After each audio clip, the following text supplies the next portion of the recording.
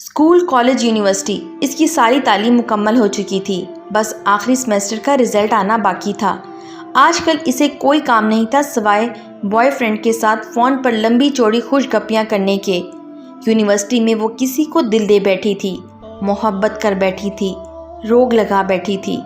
پچھلے کچھ دنوں سے اس کا بوائے فرینڈ اسے گھر سے بھاگ کر شادی کرنے پر قائل کر رہا تھا۔ محبت کے واسطے لمبی چوڑے دلیلیں گھڑ رہا تھا، اپیلیں کر رہا تھا۔ وہ بالکل پاگل ہو چکی تھی۔ ویسے بھی تو ماں باپ نے بھی میری شادی کرنی ہی ہے، تب بھی تو مجھے گھر چھوڑنا ہی ہے۔ ویسے بھی اب میں میچور ہوں، اعلیٰ تعلیم یافتہ ہوں، عاقلہ بالغہ ہوں، اپنے فیصلے خود کر سکتی ہوں۔ ویسے بھی وہ لڑکا میری محبت ہے، والدین کو بتا بھی دوں تو بھی وہ میری شادی اس سے کبھی نہیں ہونے دیں گے، کیونکہ وہ تو میرے لیے میرے کزن کو پسند کرتے ہیں۔ اس نے گھر سے بھاگنے کا بڑا فیصلہ کر لیا تھا۔ فیصلے سے اپنے بوائے فرینڈ کو آگاہ کیا۔ وہ خوشی سے چلایا، یہ ہوئی نا محبت۔ گھر سے بھاگنے کے لیے پچھلی رات کا وقت طے پایا گیا۔ وہ چوری چھپے اپنی چند ضروری کپڑے اور چھوٹی موٹی چیزیں بیگ میں پیک کر کے مقررہ وقت کے بے چینی سے انتظار کرنے لگی۔ اس دوران بوائے فرینڈ کی کال آ گئی۔ کہنے لگا، ماں نے کوئی زیور شیور بھی بنایا ہوگا، وہ بھی ہاتھ میں کر لو، مشکل وقت میں کام آئے گا۔ اچھا کچھ کرتی ہوں۔ اسے پتا تھا کہ ماں نے اس کے لیے سونے کے زیورات بنا رکھے ہیں۔ وہ ماں کے کمرے سے زیورات نکالنے کی ترکیب سوچنے لگی۔ وقت بہت کم تھا۔ وہ جیسے ہی ماں کے کمرے کی طرف بڑھی، ماں کمرے کا دروازہ کھول کر باہر آ گئی۔ ایک لمحے کے لیے وہ ماں کو سامنے دیکھ کر سکتے میں چلی گئی۔ میری شہزادی، اتنی رات گئے تم جاگتی پھرتی ہو، اور یہ تیار ہو کر کہاں جا رہی ہو؟ وہی تو بتانے آ رہی تھی، رات لیٹ فون آیا تھا، یونیورسٹی والوں نے ایمرجنسی کچھ کام سے بلوایا ہے۔ میری کچھ دوستیں بھی جا رہی ہیں۔ آپ سو رہی تھی، ڈسٹرب نہ ہوں اس لیے آپ کو اس وقت نہیں بتایا۔ اس نے خود کو سنبھالتے ہوئے جھوٹ گھڑ دیا۔ اچھا تم میرے کمرے میں ہی بیٹھو، میں تمہارے لیے کچھ بنا کر لاتی ہوں۔ ماں کچن میں چلی گئی۔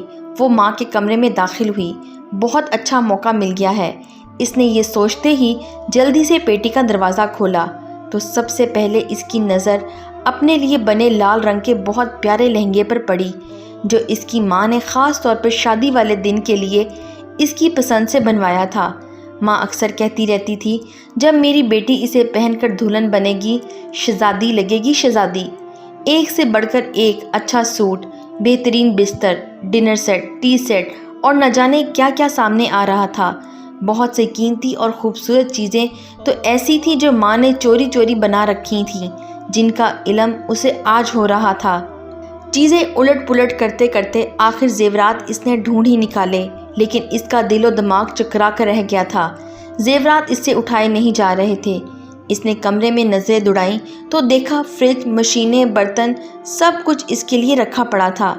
ایک ماں کے کمرے میں، ایک دلہن کے کمرے میں ایک دلہن کا مکمل سامان پڑا تھا۔ ضمیر نے اسے جھنجھوڑا۔ وہ سوچوں میں گم ہو گئی۔ ماں کی کوکھ سے جنم لینے سے لے کر اب تک ماں باپ نے میرے لیے کیا نہیں کیا؟ کھانا پینا، پہناوا، پڑھائی لکھائی، چھوٹی بڑی سب خواہشات، اپنے خون پسینہ ایک کر کے سب ادھورا پورا کیا۔ میرے اگلے گھر کا سامان تک بنا دیا، اور میں بے فیض بے وفا کیا کرنے جا رہی ہوں؟ مار کر اپنے ماں باپ کو خود مرنے جا رہی ہوں۔ محبت کا سمندر گھر میں ہے اور میں محبت کا دریا سر کرنے جا رہی ہوں۔ اس کی آنکھیں بھیگ گئی تھیں۔ اسے اپنے اعلیٰ تعلیم، اپنی حماقتوں پر خوب رونا آ رہا تھا۔ اس دوران ماں آ گئی۔ یہ لو میری شہزادی، اپنا پسندیدہ پراٹھا کھاؤ، اتنا سفر ہے یونیورسٹی کا، میری شہزادی کو بھوک لگ جاتی۔ ویسے بھی آخری دفعہ یونیورسٹی جا رہی ہو، اسکول سے لے کر کالج، یونیورسٹی تک تیری ماں نے آج تک تجھے بغیر ناشتے کے نہیں بھیجا۔ آج اگر تو بغیر ناشتے کے چلی جاتی تو تیری ماں کو مرتے دم تک اس بات کا دکھ رہتا۔ ماں کی بات سن کر بے اختیار وہ ماں کے گلے لگ کر پھوٹ پھوٹ کر رونے لگی۔ ماں نے ماتھا چوم کر آنسو صاف کرتے ہوئے پوچھا، میری شہزادی کیوں رو رہی ہے؟ وہ نظریں چراتے ہوئے کہنے لگی، ماں مجھ سے کتنی محبت کرتی ہو نا، یہ بھی کوئی بات ہے؟ اب ماں سے بڑھ کر بھی بھلا کوئی محبت کر سکتا ہے؟ اس دوران اس کے موبائل کی گھنٹی بار بار بجنے لگی۔ اس نے کال کاٹتے ہوئے میسج لکھا، سوری میں نہیں آ سکتی اور کبھی نہیں آ سکتی، کیونکہ مجھے میری محبت میرے گھر سے ہی مل گئی ہے۔ یہ جو ماں کی محبت ہوتی ہے نا، یہ محبتوں کی ماں ہوتی ہے۔ تمہارا دلہن والا لہنگا، تمہارے دلہن والی شیروانی تمہارے گھر میں پڑی ہے، اسے منہ کالا کر کے کورٹ کچہریوں میں پہننے کی بجائے اپنی ماں باپ کے گھر سے ہی پہنا کرو، کیونکہ تم پر ان کا حق ہے، بالکل برحق ہے۔